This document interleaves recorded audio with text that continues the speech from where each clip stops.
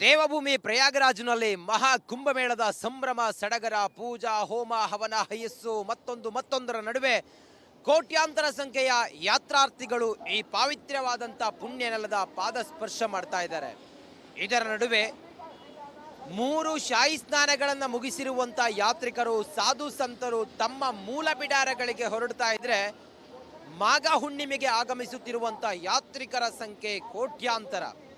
ನೋಡಿ, ಮಾಘ ಹುಣ್ಣಿಮೆ ಈ ದಿನದೊಂದು ಪುಣ್ಯ ಸ್ನಾನ ಮಾಡುವಂಥ ಯಾತ್ರಿಕರು, ಇದು ಮಾಘ ಹುಣ್ಣಿಮೆ ಅನ್ನೋದು ಪಾವಿತ್ರ್ಯ ಅನ್ನೋದಿದೆಯಲ್ಲ, ಯಾಕದು ಪಾವಿತ್ರ್ಯ ಅನ್ನೋದ್ರ ಬಗ್ಗೆ ನಾವಿವತ್ತು ಮಾತಾಡೋಣ.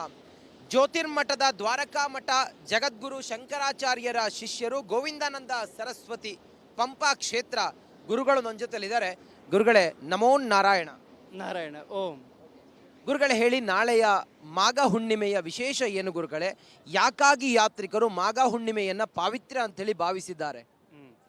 ಬಹಳ ಅದ್ಭುತವಾದಂಥ ಸನ್ನಿವೇಶ. ನಾವೆಲ್ಲರೂ ನಿಜವಾಗೂ ಧನ್ಯರು. ಭಾರತ ದೇಶದಲ್ಲಿ ಹುಟ್ಟಿದ್ದಂತಹ ಸಮಸ್ತ ಸನಾತನ ಧರ್ಮವನ್ನು ನಂಬಿದಂತಹ ಭಾರತೀಯರಿಗೆ ನಾಳೆ ಪವಿತ್ರವಾದಂಥ ಒಂದು ಸನ್ನಿವೇಶ ಅವಕಾಶ ಬರ್ತಾ ಇದೆ. ಅದರದಲ್ಲಿ 12 ವರ್ಷಗಳ ಅನಂತರ ಈ ಮಹಾಕುಂಭಮೇಳದಲ್ಲಿ 6 ಮುಹೂರ್ತಗಳಲ್ಲಿ ಶಾಹಿ ಸ್ನಾನ ಅಂತ ಏನು ಹೇಳ್ತೀವೋ ಅದಕ್ಕೆ ನಿಜವಾದಂಥ ಪದ ಅಮೃತ ಸ್ನಾನ ಅಂತ ಹೆಸರು. ಆಮೇಲೆ ಶಾಹಿ ಅಂತ ಬದಲಾವಣೆ ಆಗಿದೆ. ಈ ಅಮೃತ ಸ್ನಾನ ಗಡಿಯದಲ್ಲಿ ಯಾರು ಸ್ನಾನವನ್ನು ಮಾಡುತ್ತಾರೋ ಅವರಿಗೆ ಭಗವಂತನ ಕೃಪೆ ಸಂಪೂರ್ಣವಾಗಿ ಸಿಗುತ್ತದೆ, ಎಲ್ಲ ಪಾಪಗಳೂ ನಿವಾರಣೆಯಾಗುತ್ತವೆ ಎಂಬುದು ಪುರಾಣ ಪ್ರಾಶಸ್ತ್ಯ. ಅದಕ್ಕೋಸ್ಕರವಾಗಿ ಈ ಮಹಾಕುಂಭಮೇಳದಲ್ಲಿ ಇಲ್ಲಿಯವರೆಗೂ 144 ವರ್ಷಗಳ ಅನಂತರ ಬರುವಂತಹ 12 ವರ್ಷಗಳ ಅನಂತರ ಬರುವಂತಹ ಈ ಮಹಾಕುಂಭ ಪ್ರಯಾಗದಲ್ಲಿ ಈ ಸಾಮಾನ್ಯ ಒಂದು ನದಿ ಅಲ್ಲ, ಇಲ್ಲಿ ತ್ರಿವೇಣಿ ಸಂಗಮ, 3 ನದಿಗಳು ಸಂಗಮದಲ್ಲಿ ನಾಳೆ ಮಾಘ ಹುಣ್ಣಿಮೆಗೆ ವಿಶೇಷವಾದಂಥ ಪ್ರಾಶಸ್ತ್ಯ ಇದೆ. ಅದು ಯಾವತ್ತಿಂದ ಶುರುವಾಯಿತು ಈ ಮುಹೂರ್ತ? ಹುಣ್ಣಿಮೆಯಿಂದ ಶುಕ್ಲ ಹುಣ್ಣಿಮೆ, ಪುಷ್ಯ ಹುಣ್ಣಿಮೆಯಿಂದ ಶುರುವಾಯಿತು. ಅದು ಮೊದಲನೇ ಸ್ನಾನ. ತದನಂತರ ಮೌನಿ ಅಮಾವಾಸ್ಯ, ತದನಂತರ ವಸಂತ ಪಂಚಮಿ, ತದನಂತರ ಈಗ ಮಾಘದಲ್ಲಿ ಆಗಿದ ಮೇಲೆ ಮತ್ತೆ ಶಿವರಾತ್ರಿವರೆಗೂ ಮುಹೂರ್ತ ಇರ್ತದೆ. 6 ಮುಹೂರ್ತಗಳಲ್ಲಿ ಈ ಕೊನೆ ಮಾಘ ಮಾಸದಲ್ಲಿ ಮುಹೂರ್ತ ಇದು. ಹುಣ್ಣಿಮೆಯಲ್ಲಿ ಚಂದ್ರ ಸಂಪೂರ್ಣ ಷೋಡಶಕಲಾ ಪುರುಷನಾಗಿ ಇರ್ತಾನೆ. ಅದು ವೈಶಿಷ್ಟ್ಯ. ನಮಗೆ ಸಂಪೂರ್ಣ ನದಿಯಲ್ಲಿ ಹೊಸ ಜಲಗಳು ಹುಟ್ಟುತ್ತವೆ. ಈ ಮಾಘ ಮಾಸದಲ್ಲಿ ನದಿ ಜಲಗಳಿಂದ ಹೊಸ ನದಿ ಜಲಗಳು ಉತ್ಪನ್ನವಾಗುತ್ತವೆ. ಅದರದಲ್ಲಿಯೂ ನಮ್ಮ ದಕ್ಷಿಣ ಭಾರತ ದೇಶದಲ್ಲಿ ಪುಷ್ಕರ ಅಂತ ಹೇಳ್ತೀವಲ್ವಾ, 33 ಕೋಟಿ ದೇವತೆಗಳು ಈ ಮಾಘ ಮಾಸದಲ್ಲಿ ವಿಶೇಷವಾಗಿ ಮೌನಿ ಅಮಾವಾಸ್ಯೆ ಮುಹೂರ್ತ ಇದೆ. ಹಾಗೆ ಮಾಘ ಮಾಸದಲ್ಲಿ ಹುಣ್ಣಿಮೆದಲ್ಲಿ ಬಂದಿಲ್ಲಿ ಸ್ನಾನಗಳನ್ನು ಆಚರಣೆ ಮಾಡುತ್ತಾರೆ. ಅದಕ್ಕೋಸ್ಕರವಾಗಿ ಇಲ್ಲಿ ಮಹಾಕುಂಭ ಅಂತ ಅಂದರೆ ಕೇವಲ ಒಂದೇ ದಿವಸಕ್ಕೆ ಸೀಮಿತ ಅಲ್ಲ, ಅದು ಶಿವರಾತ್ರಿವರೆಗೂ ನಡೆಯುತ್ತದೆ. ಈ ಪರಂಪರೆ ಮೂಲವಾಗಿ ಇರುವಂತಹ ಸಂಪ್ರದಾಯ ಏನು ಅಂತಂದರೆ, ಈಗ ನೀವು ಅಖಾಡಗಳು ನೋಡ್ತಾ ಇದ್ದೀರಲ್ವಾ, 13 ಅಖಾಡೆಗಳು, ನಿರಂಜನ ಅಖಾಡ, ನಿರ್ಮೋಹಿ ಅಖಾಡ, ಜೂನು ಅಖಾಡ, ಸನ್ಯಾಸಿ ಅಖಾಡ. ಈ ಅಖಾಡಗಳೆಲ್ಲರೂ ಬಂದು, ನಾಗಾ ಸನ್ಯಾಸಿಗಳೆಲ್ಲರೂ ಬಂದು ಇಲ್ಲಿ ಸ್ನಾನಗಳನ್ನು ಆಚರಣೆ ಮಾಡ್ತಾ ಇದ್ದರು ಅಂತಂದರೆ ಇದು ಆದಿಶಂಕರ ಭಗವತ್ಪಾದರು 2500 ವರ್ಷಗಳ ಹಿಂದೆ ನಮಗೆ ಕೊಟ್ಟಿದ್ದಂಥ ಪರಂಪರೆ. ಆ ಪರಂಪರೆ ಆದಿಶಂಕರ ಭಗವತ್ಪಾದರು 4 ಪೀಠಗಳನ್ನು ಸ್ಥಾಪನೆ ಮಾಡಿದರು. ಒಂದು ದ್ವಾರಕಾ, ಇಂದು ಪೂರಿ, ಇಂದು ಜ್ಯೋತಿರ್ಮಠ ಮತ್ತು ಶೃಂಗೇರಿ. ಅದರದಲ್ಲಿ ಈ ಅಖಾಡ ಏನಿದೆಯೋ ಇವರೆಲ್ಲರೂ ಜ್ಯೋತಿರ್ಮಠಕ್ಕೆ ಸಂಬಂಧಪಟ್ಟಂಥ ಸೈನ್ಯ. ಬಹಳಷ್ಟು ಜನಕ್ಕೆ ಗೊತ್ತಿಲ್ಲ. ಹಿಮಾಲಯದಲ್ಲಿ ಇರುವ ಕಾರಣದಿಂದ ಈ ಸಮಯದಲ್ಲಿ ಕೆಳಗಡೆಗೆ ಬಂದು ಇಲ್ಲಿ ಸ್ನಾನಗಳನ್ನು ಆಚರಣೆ ಮಾಡಿ, ಈ ಮಾಘ ಮಾಸದಲ್ಲಿ ಸ್ನಾನಗಳನ್ನು ಆಚರಣೆ ಮಾಡಿ ಇಲ್ಲಿಂದ ನಾವೆಲ್ಲರೂ ಕಾಶಿಗೆ ಹೋಗ್ಬಿಡ್ತೀವಿ. ಇದು ಪರಂಪರೆ. ಭಾಳಷ್ಟು ಜನ ಗೊತ್ತಿಲ್ಲ. ಮೌನಿ ಅಮಾವಾಸ್ಯದಿಂದಲೇ ಭಾಳಷ್ಟು ಜನ ಇಲ್ಲಿಂದ ಸ್ನಾನಗಳನ್ನು ಆಚರಣೆಯನ್ನು ಮಾಡಿ ಕಾಶಿಗೆ ಈಗಲೇ ಹೊರಟಿದ್ದಾರೆ. ಈ ಮಾಘ ಮಾಸವನ್ನು ಹುಣ್ಣಿಮೆ ಅಂದರೆ 1 ತಿಂಗಳು ಕರೆಕ್ಟವಾಗಿ ಆಗುತ್ತದೆ. ಆ ಪುಷ್ಯ ಹುಣ್ಣಿಮೆಯಿಂದ ಮಾಘ ಹುಣ್ಣಿಮೆಗೆ 1 ತಿಂಗಳು ಕರೆಕ್ಟವಾಗಿ ಆಗುತ್ತೆ. ಈಗ ಭಾಳ ಜನ ಮಹಾಶಿವರಾತ್ರಿ ಪ್ರಯಾಗರಾಜ್ನಲ್ಲಿದ್ದರೆ ಪಾವಿತ್ರ್ಯವೋ ಅಥವಾ ಪುಣ್ಯವೋ, ಕಾಶಿಗೆ ಹೋದರೆ ಪುಣ್ಯವೋ ಅನ್ನೋದು ಒಂದಿಷ್ಟು ಕುತೂಹಲ ಇದೆ. ನಮಗೂ ಕೂಡ ಕುತೂಹಲ ಇದೆ. ಹೇಳಿ ಗುರುಗಳೇ. ತತ್ವವಾಗಿ ಹೇಳಬೇಕಂತಂದರೆ ನೀವು ಎಲ್ಲಿದ್ದರೂ ಸಹ ಎಲ್ಲಿಯವರೆಗೂ ಆ ಶಿವ ನಿಮ್ಮ ಮನಸ್ಸು ಒಳಗಡೆ ಪ್ರವೇಶ ಆಗುವುದಿಲ್ಲವೋ ಎಲ್ಲಿದ್ದರೆ ಏನು ಪ್ರಯೋಜನ.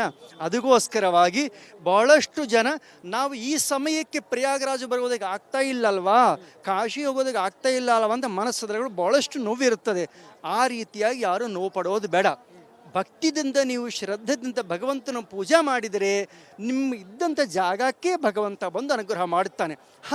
ಕ್ಷೇತ್ರಗಳಲ್ಲಿ ಬಂದು ವಿಶೇಷ ಸ್ನಾನ ಮಾಡುವುದರಿಂದ ವಿಶೇಷ ಪುಣ್ಯ ಫಲ. ಈಗ ನಮ್ಮ ಪರಂಪರದ ಅನುಸಾರವಾಗಿ ಈ ಮಾಘ ಹುಣ್ಣಿಮೆಯಲ್ಲಿ ಅಮೃತ ಬಿಂದು ಇಲ್ಲಿ ಇರುವ ಬಿದ್ದು ಕಾರಣದಿಂದ ಇಲ್ಲಿ ಸ್ನಾನ ಆಚರಣೆಗಳನ್ನು ಮಾಡಿರುವ ಕಾರಣದಿಂದ ವಿಶೇಷ ಪುಣ್ಯ. ಈಗ ಬಹಳಷ್ಟು ಜನಕ್ಕೆ ಇಲ್ಲಿಗೆ ಬಂದ ಮೇಲೆ ಏನು ಆಚರಣೆ ಮಾಡಬೇಕೆಂಬುದು ಗೊತ್ತಾಗ್ತಾ ಇಲ್ಲ. ಆ ಪುರಾಣ ಪರಂಪರೆಯ ವೈಶಿಷ್ಟ್ಯ ಏನು ಅಂತಂದರೆ, ಯಾರು ಪ್ರಯಾಗರಾಜವನ್ನು ಬರುತ್ತಾರೋ ಅವರು ಮೊಟ್ಟ ಮೊದಲು ಮಾಡಬೇಕಂತ ಕೆಲಸ ಮುಂಡನ ಮಾಡಬೇಕು. ಕೇಶವನ್ನು ಈಗ ತಿರುಪತಿಗೆ ಹೋಗಿದ್ರೆ ಹೆಂಗೆ ಮುಂಡನ ಮಾಡ್ತಾರೋ ಹಾಗೆ ಪ್ರಯಾಗದಲ್ಲಿ ಮುಂಡನ ವಿಶೇಷವಾದಂಥದ್ದು. ಅದು ಸ್ತ್ರೀಯರು ಮುಂಡನ ಮಾಡೋದಕ್ಕೆ ಅವಕಾಶ ಇಲ್ಲ. ಆದರೆ ಪ್ರಯಾಗರಾಜಕ್ಕೆ ಬಂದ ಮೇಲೆ ಅದು ಪ್ರಯಾಗರಾಜ ಕ್ಷೇತ್ರ ಒಂದೇ. ಪ್ರಯಾಗರಾಜ ಕ್ಷೇತ್ರಕ್ಕೆ ಬಂದ್ರ ಮೇಲೆ ಇಲ್ಲಿ ಸ್ತ್ರೀಯರು ಸಹ ಕೇಶವನ್ನು ಕೊಡಬಹುದು ಅಂತ ನಮಗೆ ಪ್ರಮಾಣ ಇದೆ. ಆ ಕೇಶಗಳಲ್ಲಿ ಕೊಡುವ ಕಾರಣದಿಂದ ಎಷ್ಟು ಕೇಶಗಳು ಗಂಗೆ ಒಳಗಡೆ ಬೀಳುತ್ತವೋ ಅಷ್ಟು ಸಹಸ್ರಾರು ವರ್ಷಗಳ ಕಾಲ ಸ್ವರ್ಗಲೋಕಕ್ಕೆ ಹೋಗ್ತಾರೆ. ಕಲಿಯುಗದಲ್ಲಿ ಪಾಪಗಳು ಕೇಶವನ ಮೇಲೆ ಇರ್ತವೆ. ಅದಕ್ಕೋಸ್ಕರವಾಗಿ ಪ್ರಯಾಗಕ್ಕೆ ಬಂದ ಮೇಲೆ ಪ್ರಯಾಗೇ ಮುಂಡನವನ್ನು ಮಾಡಿ ವೇಣಿದಾನ ಮಾಡಬೇಕಿಲ್ಲಿ. ವೇಣಿದಾನವನ್ನು ಮಾಡಿ ಇಲ್ಲಿ ದೀಪವನ್ನು ಭಗವಂತನಿಗೆ ಸಮರ್ಪಣೆ ಮಾಡಬೇಕು. ಇಲ್ಲಿ ಮಾಧವರ ದೇವಸ್ಥಾನಗಳಿದ್ದಾವೆ. ವೇಣಿ ಮಾಧವ ದೇವಸ್ಥಾನ ಇದೆ, ಅಲ್ಲಿ ಮನಕಾಮೇಶ್ವರ ದೇವಸ್ಥಾನ ಇದೆ, ಇತ್ಯಾದಿ ಕ್ಷೇತ್ರಗಳನ್ನು ದರ್ಶನ ಮಾಡಿಕೊಂಡು ಭಾರದ್ವಾಜ ಆಶ್ರಮ ಇದೆ. ಇಲ್ಲಿ ನೀವು ಕಾಶಿದಿಂದ ಗಂಗೆಗೆ ತೊಗೊಂಡೋಗಬಾರದು, ಅದು ನಿಷಿದ್ಧ. ಅದು ಕಾಶಿ ಮಹಾಶ್ಮಶಾನ. ನೀವು ಮನೆಗೆ ಎಲ್ಲಾದರೂ ಗಂಗೆ ತೊಗೊಂಡೋಗಬೇಕು ಅಂತಂದರೆ ಪ್ರಯಾಗರಾಜಕ್ಕೆ ಬಂದು ಇಲ್ಲಿಂದ ಮಾತ್ರ ಗಂಗೆ ತೊಗೊಂಡು ಹೋಗಬೇಕು. ಇದೆಲ್ಲ ಪರಂಪರೆ. ಅದಕ್ಕೋಸ್ಕರವಾಗಿ ನಮ್ಮ ಅಖಾಡ ಅಂತಂದರೆ ನಮ್ಮ ಜ್ಯೋತಿರ್ಮಠಕ್ಕೆ ಸಂಬಂಧಪಟ್ಟ ಒಂದು ಎಲ್ಲ ಅಖಾಡಗಳೆಲ್ಲರೂ ಪೂರ್ಣಿಮ ಹುಣ್ಣಿಮೆಯಿಂದ ಇಲ್ಲಿಗೆ ಬಂದು ಮೌನಿ ಅಮಾವಾಸ್ಯೆ ಅಂದರೆ 15 ದಿವಸ ಆಗುತ್ತದೆ, ಮತ್ತು ಹುಣ್ಣಿಮೆ ಅಂತಂದರೆ ಇನ್ನು 15 ದಿವಸ ಆಗುತ್ತದೆ. ಈ ಮೌನಿ ಅಮಾವಾಸ್ಯೆ ಅನಂತರ ವಸಂತ ಪಂಚಮಿ ಸ್ನಾನ ಮಾಡಿಬಿಟ್ಟು ಇಲ್ಲಿಂದ ಆಗಲೇ 60% ಕಾಶಿಗೆ ಹೋಗಿಬಿಟ್ಟಿದ್ದಾರೆ. ಈಗ ಮಾಘ ಹುಣ್ಣಿಮೆ ಮುಗಿಸ್ಕೊಂಡು ನಾವು ನಾಳೆ ಸ್ನಾನಗಳೆಲ್ಲ ಮುಗಿಸ್ಕೊಂಡು ಇಲ್ಲಿಂದ ಸೀದಾ ಕಾಶಿಗೆ ಹೋಗ್ತೀವಿ. ಕಾಶಿಯಲ್ಲಿ ಶಿವರಾತ್ರಿ ಉತ್ಸವ ಆಚರಣೆ ಮಾಡಿದ ಮೇಲೆ ಈ ನಾಗಾಸಾದಿಗಳು ಎಲ್ಲರೂ ಮತ್ತೆ ಹಿಮಾಲಯಕ್ಕೆ ಹೋಗಿಬಿಡ್ತಾರೆ.